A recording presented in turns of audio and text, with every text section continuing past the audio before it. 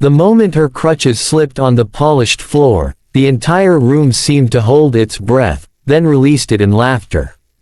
Not the kind that bubbles up from joy, but the sharp, careless kind that cuts straight through the chest. In that instant, surrounded by strangers and bright lights, a disabled girl learned how loud cruelty could be when no one tried to stop it. What happened next, though, would ripple far beyond that place, leaving everyone who witnessed it forever changed. Before the story unfolds any further, take a moment to pause. If you believe in kindness, in second chances, and in standing up for those who cannot stand alone, please like this video, share it with someone who needs hope today, leave a comment, and subscribe to the channel. Your support helps stories like this reach hearts that may need them the most. Her name was Alina, and she was 16 years old, though hardship had given her eyes the quiet depth of someone much older. She had been born with a condition that weakened her legs, forcing her to rely on metal crutches that clicked softly against the ground wherever she went.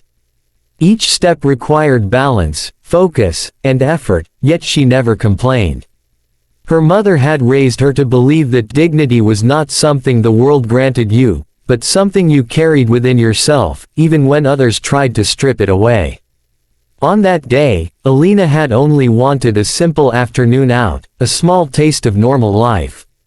Her mother had insisted they stop at a busy public plaza, hoping the lively atmosphere would lift her daughter's spirits after a long week of hospital visits and school struggles.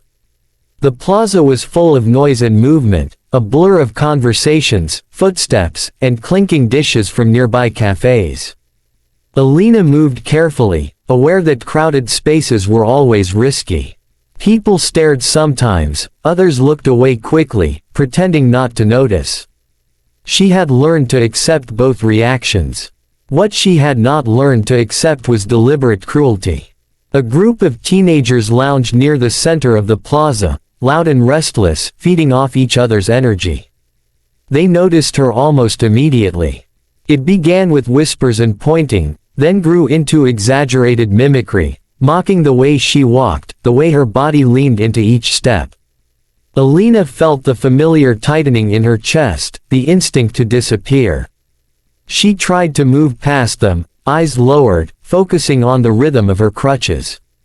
That was when one of them stepped into her path. Whether it was intentional or not hardly mattered. The sudden obstacle threw off her balance, and in a heartbeat she was falling. The sound of her crutches clattering echoed across the plaza as she hit the ground. Pain shot through her arms and knees, but the pain inside her was worse. Laughter erupted around her, loud and merciless, drawing the attention of dozens of strangers who turned to watch. Some looked uncomfortable, some amused, most unsure of what to do. No one moved. Alina sat there, stunned, heat flooding her face. She wanted to cry, but years of forced strength held the tears back. She reached for her crutches with trembling hands, aware of how exposed she looked. Her mother rushed toward her from a nearby table, fear etched across her face, but before she could reach her daughter, one of the bullies snatched a crutch and held it just out of reach. The humiliation deepened, sinking into Alina's bones. In that moment, she felt smaller than she ever had before, reduced to an object of entertainment in a world that seemed eager to laugh at her pain. Time stretched thin, each second heavy with shame. The plaza, once lively and bright, felt cold and distant. Alina wondered if this was all her life would ever be, moments of bravery punctured by public cruelty, hope, followed by embarrassment. She wondered if anyone would ever see her beyond her disability, beyond the metal supports and careful steps. She wondered, too, if kindness was something that only existed in stories. Then something shifted. It was subtle at first, like a change in the air. A man at the edge of the crowd stood up from his seat. He was older, his movements slow but deliberate, his eyes fixed on the scene with a quiet intensity. He did not shout or rush forward. He simply walked toward Alina, each step calm and unhurried, as if reminding the world that there was still time to do the right thing. Others noticed him and followed his gaze. A woman beside him rose as well, placing a hand over her mouth. A few more people stood, then a few more.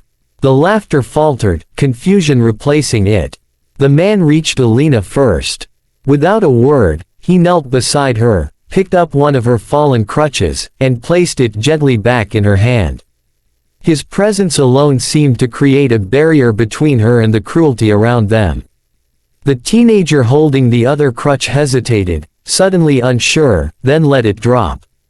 It clattered to the ground, the sound sharp and final. The man retrieved it and offered it to Alina with a small nod, a silent gesture of respect. Her hands shook as she took it, but something inside her steadied. More people gathered around now, not to stare, but to help. Someone brought a chair. Someone else checked on her mother, who had finally reached her side, tears streaming down her face.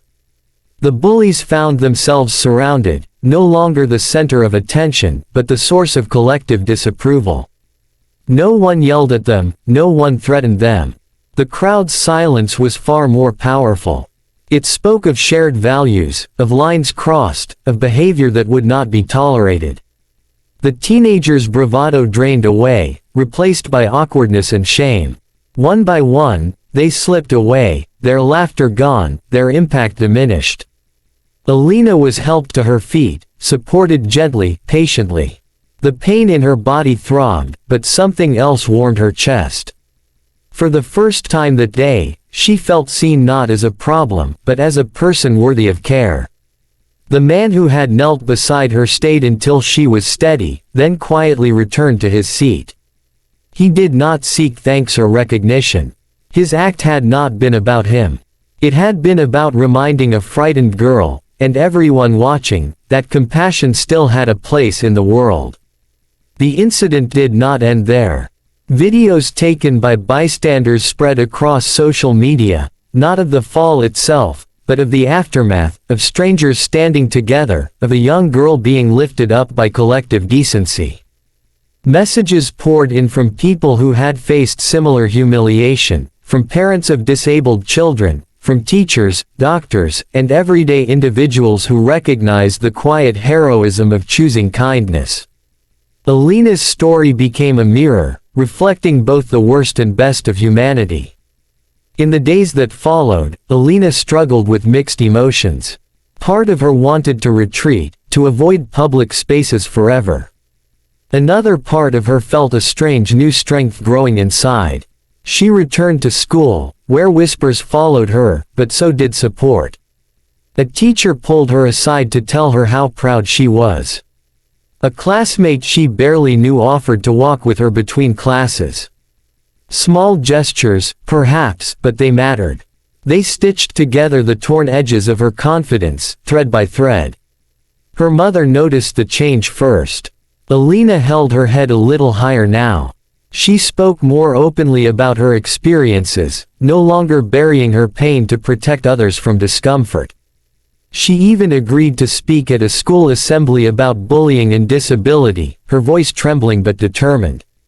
Standing on that stage, leaning on her crutches, she looked out at rows of students and realized that her story, painful as it was, had power. It could challenge ignorance, inspire empathy, and maybe prevent someone else from being humiliated the way she had been. The memory of the plaza never fully faded. Some nights, it still crept into her dreams, the laughter echoing in the dark. But it was no longer the only memory she carried. Alongside it lived the image of a man kneeling without hesitation, of strangers forming a circle of protection, of silence louder than cruelty. Those memories reminded her that while she could not control how others treated her, she could choose how much space their actions occupied in her heart. Months later, Alina returned to the plaza. It was a deliberate choice, a quiet act of courage. The same tables, the same polished floor, the same hum of life surrounded her. This time, she moved slowly but confidently, her mother beside her, not out of fear, but companionship. No one laughed. Some people smiled. One person recognized her and gave a small nod of respect. Alina felt a sense of closure, a reclaiming of a place that had once felt hostile. If this story has reached something deep inside you, if it has reminded you of moments when you witnessed cruelty or kindness, take a moment now to engage with this video. Your likes, shares, and subscriptions are more than numbers. They are signals that stories of compassion still matter, that humanity is worth believing in. Before we come to the end, there is a special request. Please leave a comment sharing your thoughts, or a time when you stood up for someone, or when someone stood up for you. Your words might be the encouragement someone else needs today. Alina's journey did not end with applause or headlines. It continued quietly, in classrooms and sidewalks, in moments of fear and moments of pride. She was still a girl with a disability in a world that did not always make room for her. But she was also a symbol of resilience, a reminder that dignity can survive even the harshest humiliation when met with compassion. What shocked everyone that day was not just that bullies were exposed, but that ordinary people chose to be extraordinary. And in that choice, a young girl found not only support, but hope, a hope that continues to move forward, one careful, courageous step at a time.